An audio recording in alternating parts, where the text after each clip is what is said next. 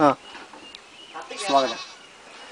1947 മുതൽ ഇന്ത്യയിൽ ജനാധിപത്യത്തിൻ്റെയും ദേശീയതയുടെയൊക്കെ കപട മുഖംമൂടി അണിഞ്ഞു നിൽക്കുന്ന കോൺഗ്രസ് പാർട്ടിയെ ചരിത്രപരമായി കുറ്റവിചാരണ ചെയ്യുകയാണ് പ്രശസ്ത രാഷ്ട്രീയ പണ്ഡിതനും മുൻകാല രാഷ്ട്രീയ പ്രവർത്തനമൊക്കെയായ ശ്രീ കലവൂർ ദ്വരരാജ്.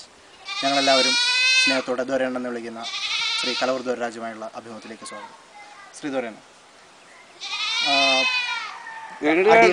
ഞാൻ ചോദിച്ചോട്ടെ, അടിയന്തരാവസ്ഥയാണോ കോൺഗ്രസ് ഭാരതീയ ജനാധിപത്യത്തോടെ ഏറ്റവും വലിയ ചതി?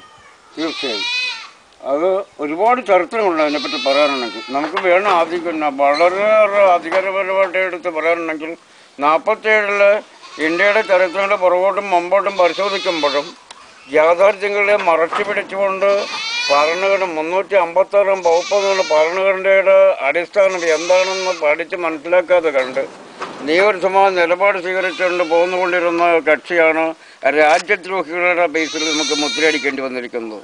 എന്തുകൊണ്ടത് സംഭവിച്ചു എന്ന് ചോദിച്ചാൽ, അന്നത്തെ ജവഹർലാൽ നെഹ്റു എന്ന് പറയുന്ന മാന്യൻ ഇന്ത്യയുടെ ദേശീയ സുരക്ഷിതത്വത്തിന് നിയമത്തെ പോലും മറികടന്നുകൊണ്ട് പ്രവർത്തിച്ചിരുന്ന ഒരു കാലഘട്ടമായിരുന്നു 47-48 കാലഘട്ടം.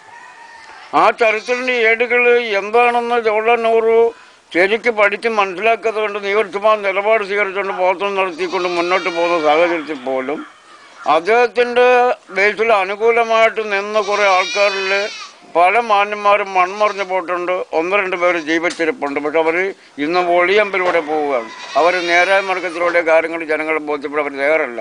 എന്തുകൊണ്ടാണ് എന്ന് ചോദിച്ചാൽ, ഭരണഘടനയെയും ഭരണഘടനയുടെ അനുശാസിക്കുന്ന തരത്തിലുള്ള നിയമപരമായ നടപടിക്രമങ്ങളെക്കുറിച്ചും വ്യക്തമായ കാഴ്ചപ്പാടോടുകൂടി വ്യക്തമായ നിലനിൽപ്പ് നോക്കിക്കൊണ്ട് കാര്യങ്ങൾ വീക്ഷിച്ചുകൊണ്ട് ബോധ്യമെടുക്കുന്ന ഒരു സിറ്റുവേഷനായിരുന്നില്ല അന്ന്.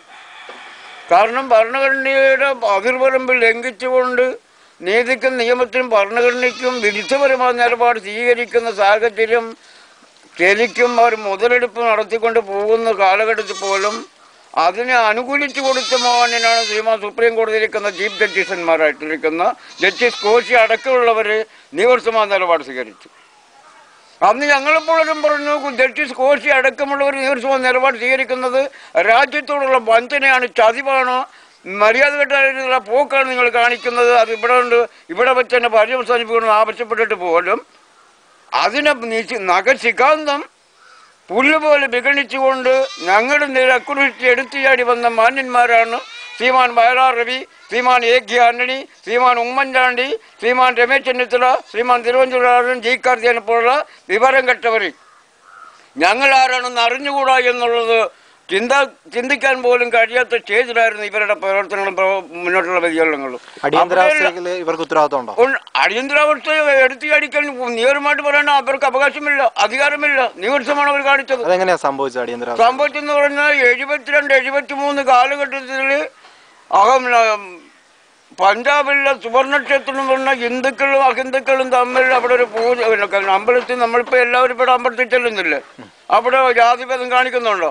മാറൻകുളങ്ങരയുണ്ട്, ഹനുമാനമ്പലമുണ്ട്, പനക്ക ക്ഷേത്രമുണ്ട്, കോർച്ചി ക്ഷേത്രമുണ്ട്, പാട്ടുകളുണ്ട്, വലിയകലവരുണ്ട്, ചെറുകലവർ ക്ഷേത്രമുണ്ട്, വടമനാട് ക്ഷേത്രമുണ്ട്, വിവിധ ക്ഷേത്രങ്ങൾ എല്ലാ ആൾക്കാരും ചെല്ലുന്നുണ്ട്. അവിടെ ജാതിയോ മതമോ ഒന്നും അവിടെ ആരും പറയുന്നുമില്ല, എല്ലാവർക്കും ചെന്ന് ആരാധിക്കാം എന്ന് പറഞ്ഞതുപോലെ പഞ്ചാബിലെ ഒരു സുവർണ ക്ഷേത്രത്തിൽ പഞ്ചാബിൻ്റെതായിട്ടുള്ള വിഗ്രഹങ്ങളും വിഘടനവാദിക്ക് മാത്രമേ അവിടെ ആരാധിക്കാൻ പറ്റുള്ളൂ, മറ്റുള്ളവർക്ക് ആരാധിക്കാൻ പറ്റില്ല എന്ന ഒരു പ്രചാരവേല അവിടെ നടത്തിക്കൂട്ടി 72-73 കാലഘട്ടം. ആ കാലഘട്ടത്തിൽ ഇന്ദിരാഗാന്ധിയും രാജീവ് ഗാന്ധി അടക്കമുള്ള ആൾക്കാർ വിഗ്രഹമാലയെ തള്ളിപ്പറഞ്ഞൊരു കാലഘട്ടം ഉണ്ടായിരുന്നു.